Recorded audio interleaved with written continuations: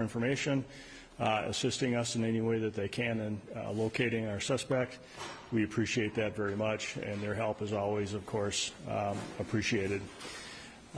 Today we'll have some speakers to present some information and updates on what's going on with our investigation. So as we get through our speakers, after we're all done, there'll be an opportunity to ask some questions. So with that, I'm going to turn it over to Mayor Ryan Sabas. Mayor. Thank you, and thank you all for coming. It's in moments like this that we search for answers to something that defies understanding, a senseless and tragic act that has shaken us all. But in our darkest hours, we're reminded of the strength and resilience of community. We come together not only to grieve, but to stand strong. And together, we will rise. The heinous act should never have happened. Speaker Emeritus Melissa Hortman and Senator John Hoffman are not just public servants. They are remarkable individuals who have devoted their lives to serving others. Every person deserves to feel safe in their home, including those that are elected to lead us. We have the full confidence in our justice system and the professionals working tirelessly to bring individuals responsible to justice. The Champlin Police Department, the Brooklyn Park Police Department, the Hennepin County Sheriff's Office, the Minnesota Department of Public Safety, and the FBI, all working closely in coordination on this ongoing and active investigation. We are anxiously awaiting news of justice, and we will not rest until that happens. If you have any information, please contact the tip line at bca.tips@state.mn.us or call 877-996-6222 or your local police department. Your voice could make the difference. Now more than ever, we must truly focus on what matters. Beneath all of our differences, political, personal, or otherwise, we are all human beings, and every human life has a value. Let us move forward with compassion, unity, and a fierce resolve for care for one another. While this tragedy has deeply impacted our cities, the people of Champlin, Brooklyn Park, and the greater Minnesota community are strong. We support those who are grieving, we honor those that we have lost, and we stand beside those that are still fighting. Champlin, Brooklyn Park, surrounding areas, stay strong, show love, show respect, be kind, and never forget the strength that we hold when we stand together. Thank you. And with that, I'll turn it over to Mayor Winston. Thank you.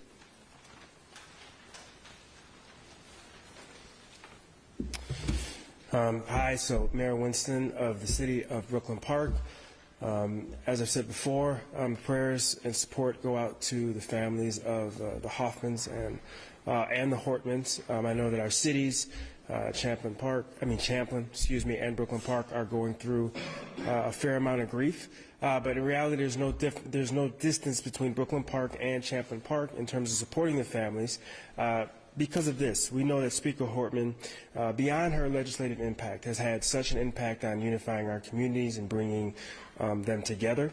And even at a personal level, she's been dedicated to helping youth when nobody was looking. And when we look at Senator Hoffman earlier today, I was at a prayer vigil forum, and we were talking about how are we going to support the family and come together. And we realized that the number of families that we're going to have to reach out to and the communities we're going to have to reach out to bring everyone together, he's just had such an outsized impact. It's going to be a fair amount of work to properly support and honor him. Because of that, we're really supporting law enforcement in this, and we want to thank law enforcement for the pursuit of justice. So we talk about Governor Walz and Commissioner Jacobson and the resources they made available immediately to our resources at the federal level, the support that we're getting there, county, regional, local, and of course Brooklyn Park. I think the work that was done there saved a number of lives. And again, they're committed to justice. And to assist them, we're asking, I think it was said earlier, we asked folks if they have information, please reach out to a tip line. And also, please, if you're looking for information, track real points of information, directly contact or look at information from law enforcement sources. Avoid not sharing or sharing misinformation. And then also, let's realize it's a time for calming words and influence. We are one community, so we very much need to come together on this and support one another. Again, there is some healing that needs to be done here, and we really want to support the families. Again, prayers go out to the families of the Hortmans and the Hoffmans. So thank you, everybody, for your support, and thank you for support not just for within Brooklyn Park or Champlin, but also thank you for support from across the country and through greater Minnesota. Thank you, Mayor, and mayors and commissioner, and for everybody. I am Drew Evans, the superintendent of the Minnesota Bureau of Criminal Apprehension. I want to provide you a little bit of an update on what we've been working on today and where we are continuing to go. Law enforcement continues to work in partnership to locate and take into custody Vance Boelter in relation to these murders and attempted murders.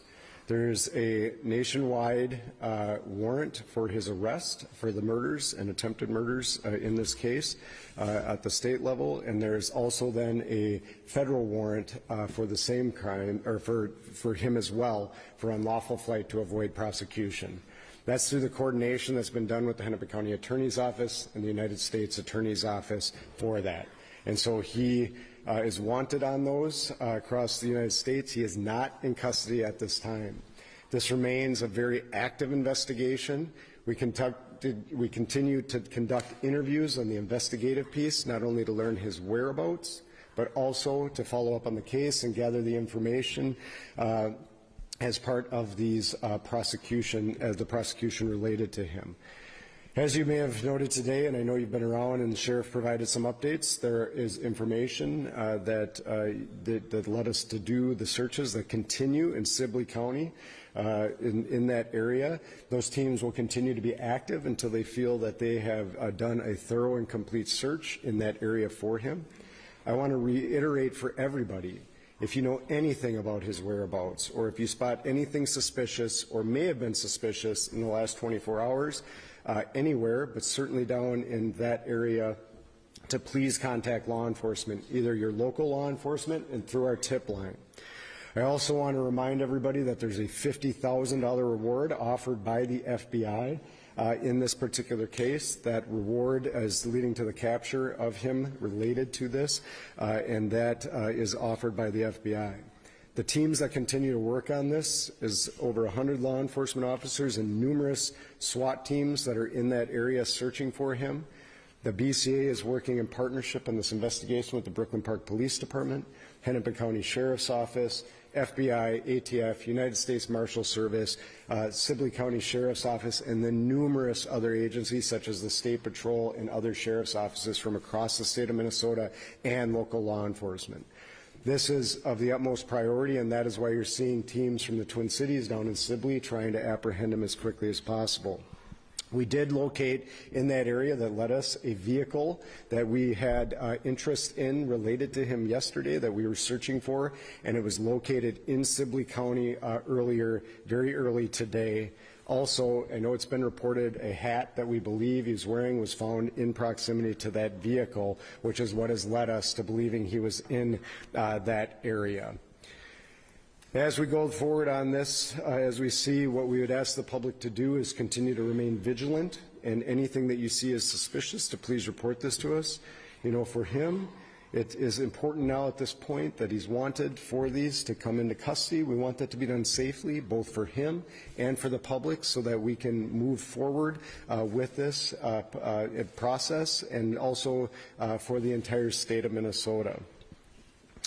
As I noted, our law enforcement continue to work very diligently and hard, and we know everybody wants answers. And what I'd ask for everybody today, I know it's been a long day without updates, but that's because it's been a very fluid day. There's been a number of different things that have been followed up on throughout the day and will continue to.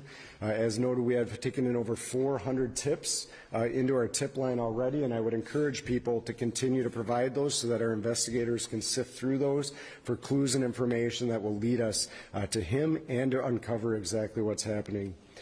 Lastly, I would just remind everybody that we have families that continue to grieve, that are going through this process. and that it's very difficult for them. We've been in contact with families related to this, trying to provide some answers. And while everybody wants an easy answer, I would encourage everybody online and in our communities to not speculate on what occurred and what the motivation was for this.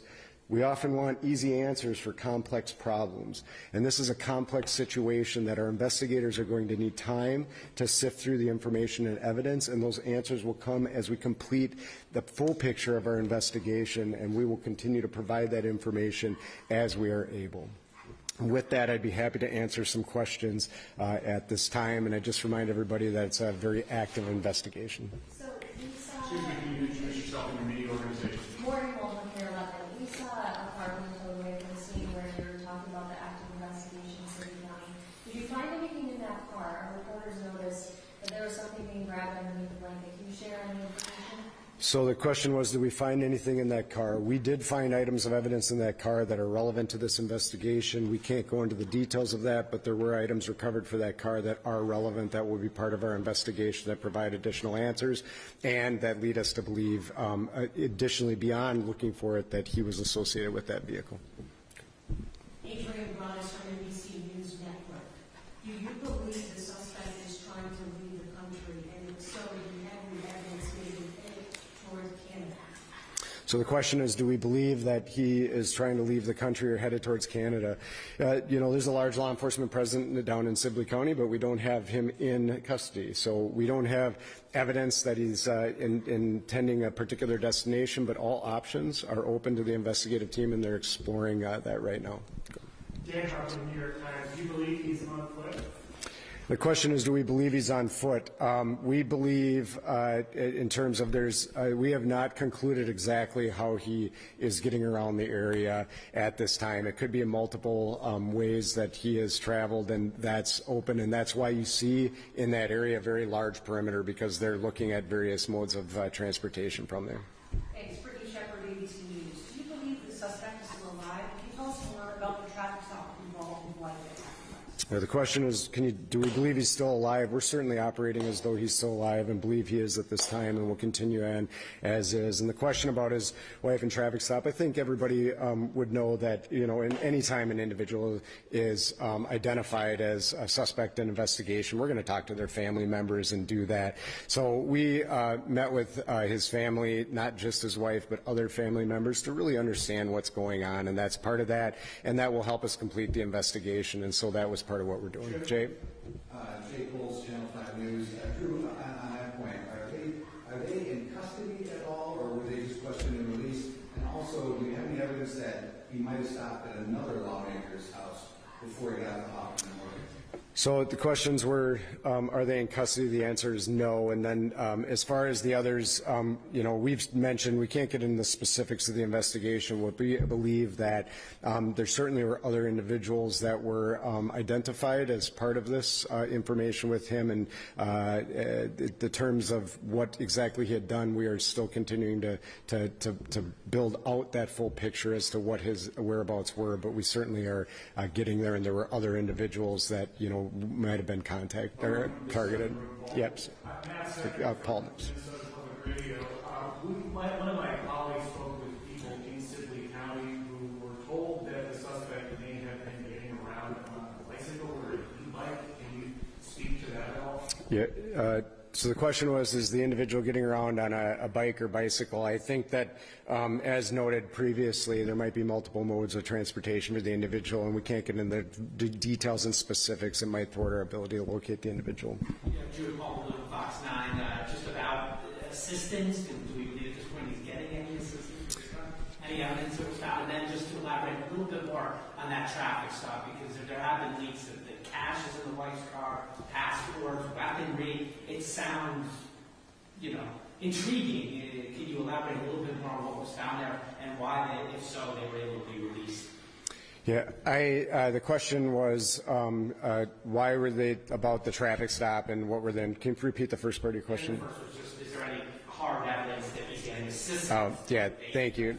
So the question was, is there assistance in the items? And I can't discuss the details of what was inside of the vehicle at that time. It's part of our active criminal investigation, and we're working on that. Why were they allowed to be released? They were cooperative. We're working through that process. We certainly always analyze evidence, but they were very cooperative with us and provided us the information we needed and the information related to that. If the question about do we believe he's receiving any assistance, all options are on the table. We haven't seen specific individuals doing that, but we don't know that specifically now. He's certainly been in contact with individuals. Whether or not they're providing active assistance, I can't provide that. Go ahead. Lily, I was going to ask you this. Have you found any indication of prior threats, any online activity, any communication besides the manifesto? If you wouldn't mind sharing some details of the manifesto that might help people help find them. Yeah. Thank you for the question. It was about details on what's been referred to as manifesto, and then are there online information or others or threats indicating. So far, we have not located any prior threats with this individual towards anybody on that. That will obviously be part of a deeper dive to really understand the motivation of this individual and whether or not that is on there and connections related to threats, whether they might be here or in different parts of the United States. In terms of what's been referred to in manifesto, I want to clarify for everybody, and just for this is not a document, because I think it's important for the public to understand, that would be like a traditional manifesto that's a treatise on all kinds of ideology and writings. This is a notebook with a lot of that's been reported of lawmakers and others that are listed in here, and then much more other thoughts that are throughout this, as opposed to a very succinct document that's providing long, and it's mixed in with other documents. So that's where this is coming from. I don't want the public to have the impression that there's this long manifesto that's providing all of this information and details and then associated with names. It's much more about names and then others, and we will work through. And beyond that, I cannot provide details because it's part of the active criminal investigation. Right. Thank you, guys. I have a question. Is the shelter in place in Egan related to this investigation? I am not familiar with that. I'd have to ask you to go to Egan. The question was a shelter in place in Egan, and I am not tracking a shelter in place in Egan right now. Was it earlier today, or is it right now? I would ask that you, I am not, we've been in here for a few minutes, but so I don't know if there's anything related to ours, but I'd have to ask you to talk to Egan Can you Police just Department. speak more about the federal role? Yeah, I can, just on that. So the federal role, yes, please. Jonah Kaplan from WCCO. If you could speak more about the federal role in all this. Yeah. And is there still an ongoing threat to current lawmakers? So what I would tell you in terms of the questions were ongoing threat to public lawmakers, is there one? Certainly the safety of our lawmakers and public services is utmost concern to all of us. Certainly is to the security apparatus at the Capitol that provide that for them, our Minnesota State Patrol as well, and so we continue to evaluate that. I will say that we have no indication that the individual that is wanted here did anything other than conduct these acts by himself. But that doesn't mean we aren't exploring more fully. If there's any other threats that might be there, we will continue to evaluate that and work together with them. In terms of the role of the federal government, they've been extremely great partners to all of us. The FBI and ATF, the United States Marshal Service, and others from the federal government are providing both investigative assistance on this case and then participating in the manhunt for the individual to locate him and take him into custody safely. That is not uncommon in a large case like this, and the United States Attorney's Office has been in contact with us, and they certainly will be exploring if there are federal charges that would be connected to this sort of violence that was conducted on our lawmakers. Who is taking the lead in this? Like, is it still a Minnesota investigation? Yeah, so this is a partnership right now. The Brooklyn Park Police Department is the lead on the murders that occurred in their city, and we are assisting them as we do as a BCA and communities all across Minnesota with the assistance of the Sheriff's Office as well, and then those federal agencies. When we do an investigation like this, it is not uncommon for us to work in partnership with our federal agencies to see if there is an investigation that may lead to federal charges, which is what we're doing. So So it is very typical that you would pursue in a murder case the murder investigation as a state case, be charged, and then we'll examine if there are federal charges, and we'll have those ongoing conversations, which we are doing right now with the United States Attorney's Office for Minnesota. And in that case, the FBI is typically the lead agency in that case, unless there is something else that's more specialized, like gun charges, etc. All right, thank you. We should answer this. So, and this is, the question is, this has been expanded to South Dakota, and I think that came from, I don't know the specifics, but oftentimes when we're looking for an individual, we will send out information to law enforcement in surrounding states. Yesterday, he certainly had a lot of time to be able to cover a lot of distance once we knew that he had escaped from the crime scene. We believe that information was shared just like we would share in Minnesota if somebody was coming. This happens on a regular basis, that it was shared out for their law enforcement to be on the lookout. They call it a BOLO, to be on the lookout for the individual, and we believe it was there. We were never tracking and believing the individual went to South Dakota as an investigative team. Thank you. Thank you all. Thank you. Thank you. Happy Father's Day to all the dads. Thank you, everyone.